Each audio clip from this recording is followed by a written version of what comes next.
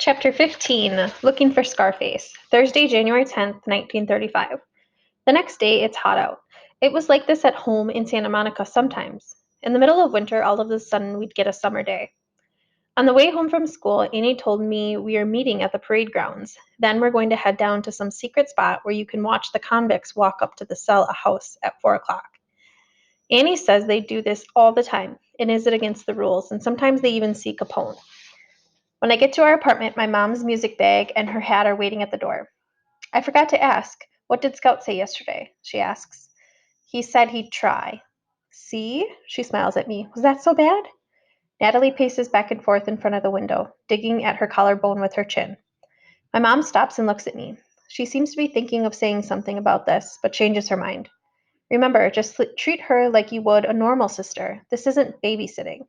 Whatever you say, Mom, I say, watching Nat fuss with her clothes like something's too tight. What's the matter? I ask Natalie. She's fine, my mother answers for her. We've been all over. We've had a lovely day. My mom glances quickly at me and then away. She looks upset.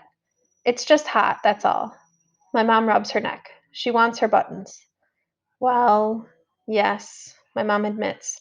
But I'm sure once you take her out, she'll forget all about it. Mrs. Kelly says it's just a matter of redirecting her attention. My mom's voice isn't quite so sure as her words are. She and Natalie have clearly had a hard time today. Don't you think it's kind of mean taking her buttons away? My mom stares at the curtains. We have to try this. You'll take good care of her? She asks, her gloved hand on the door. Sure. I'll be back on the 6:30, my mom says. In my room, I dig through my drawers for my swim trunks. Come on, Nat, I say. Nat jumps up, motors to her room, and shuts the door. I knock a hard rap. Natalie, let's go. She doesn't open the door. I knock again, then push it open a crack. She's standing in her bathing suit.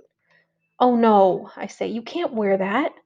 The warden was very clear about this. No girls are allowed to wear swimsuits on account of the convicts. But how in the world do I explain this to Natalie? It's hot and she wants to wear her bathing suit. That's what we did at home. Natalie, you can't wear that. Hot, she says. Yeah, I know, but you can't wear your bathing suit. Put on something cool, not that. Hot, she shouts. Okay, you're hot. I'm hot too. Moose cool. Moose bathing suit. You're a girl, Natalie, and you've got, girl parts. You have to keep covered up. It's not like at home. How do I explain this to her? Moose cool, she repeats. There's no arguing with this. Back in my room, I put on my corduroys again, which is like deciding to bake each of my legs. I find Nat's dress and hand it to her. She hands it back. Moose hot, Natalie cool. She is almost smiling, her face full of victory. She's not about to change. She's not that crazy. I would laugh if it wasn't so frustrating. I don't want to miss the cons because I'm curious, first off, but also because now I have to prove I'm not a goody-goody. Nat fusses with the straps of her suit. That doesn't look comfortable, Nat. Why don't you just put your blue dress on? You always like your blue dress. I rub her dress against my cheek. See? Soft. I'm just thinking. I'm wasting my breath when Natalie starts to take off her suit. I walk out of the room and close the door. All done, Nat? I ask when I hear her come out. When I turn around, she's standing in the living room, totally naked. I can feel my whole face get red. Even the tips of my ears burn. I don't want to see my sister naked. No, you can't do that. I run to the front window and yank the drapes close.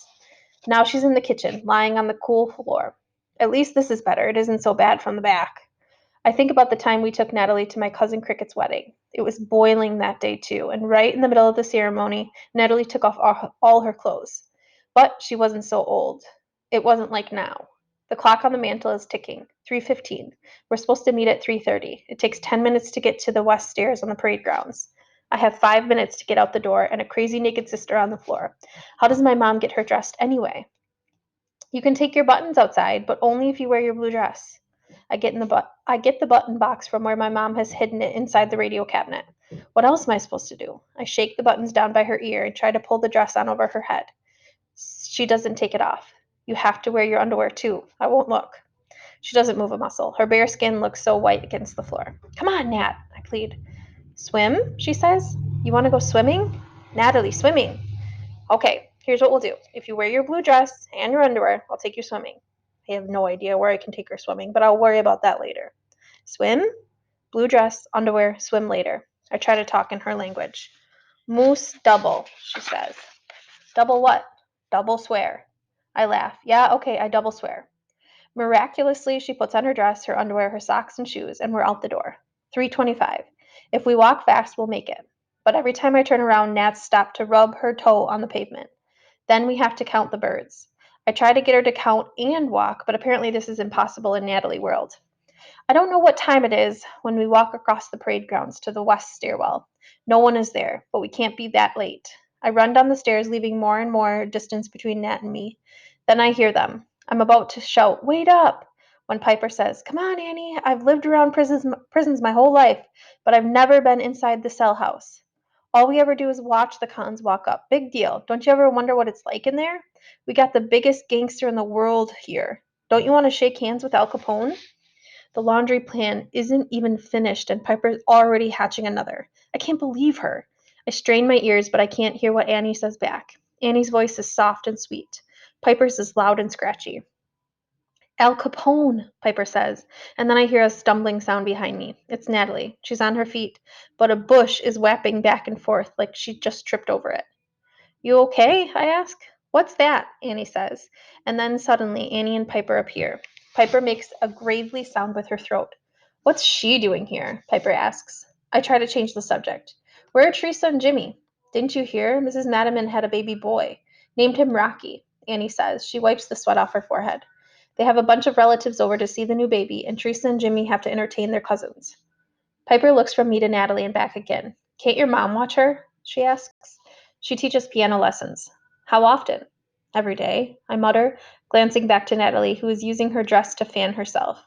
We all get a good look at her ruffled underwear. Thank goodness she put it on.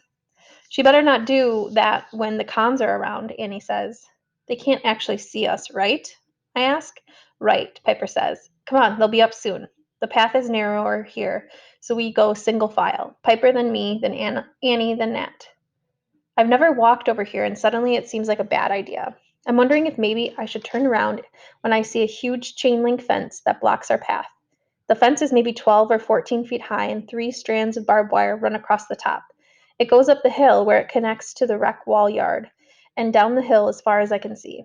Maybe even to the water, though I can't tell from here. In the distance, on the other side of the fence, I see the steps that lead up to the recreation yard. High up in the corner of the rec yard is a guard tower, no bigger than a one-man ticket booth. Imagine there's a guard with a Browning automatic training his sights on the convicts, watching to make sure they don't pull any funny business. "That where they go up?" I ask. Piper doesn't answer. She's fiddling with the lock, a key in her hand. A big drop of sweat drips down my face. More drops follow, and my legs go stiff. "You have a key?" my voice croaks. Piper takes one look at me and snorts. "Of course. You can't see 'em very well unless you go close. We do this all the time," Annie says. Her voice is kind. "But can't the convicts see you?" "Nope, not where we stand," Piper says. "But we gotta get in the position before they come up the stairs. That's the important thing. You go ahead, I'll stay here." I try to make my voice strong and clear. I can't take Natalie, up there. "Natalie, like she has anything to do with it? Chicken. Bark, bark, bark, bark." Piper clucks, flapping her arms. "Come on, Annie." She spits in the bushes. We're late. I watch them until they disappear behind a bush. "Would you get a load of that guy?" I hear Piper say. "Ah, Piper, give it a rest," Annie says. Natalie and I settle on our side of the fence. I climb the hill to a spot that seems safe. Nat is still standing up. "Nat, get down," I tell her.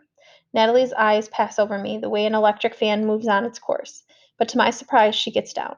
We settle in, huddle together, on our bellies in the small space, which gives a good cover and a faraway view of the steps going up. I definitely don't want to be any closer. For once, I'm actually glad Natalie's with me. Piper would have been 10 times pushier if Nat hadn't been here, and Annie was clearly on my side. We don't hear anything but birds chirping, the lap of water against the shore, and the revving of a boat I don't see. Sound is strange near the water. Sometimes faraway things sound close, and then I hear a dull, steady pounding sound. Footsteps, dozens of them. Then the first head pops into view, a dark gray officer's hat, and another. Then white hats, denim shirts, and pants. White hats, denim shirts, and pants.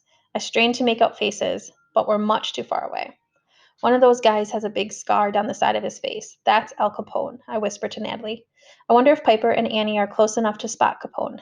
I wonder if they can see the 85 printed on his back. The first guard stops at the top of the stairs. He steps aside and lets the prisoners pass one by one through the recreation yard door until only the guard is left. He takes one look down the steps and across the industry buildings. Why is he doing that? Doesn't he already know they're all inside? Nat is on her belly behind me, running her hand over the dirt, organizing it in little piles. She doesn't notice the men. She doesn't notice anything. She could be anywhere. Anywhere. There's dirt.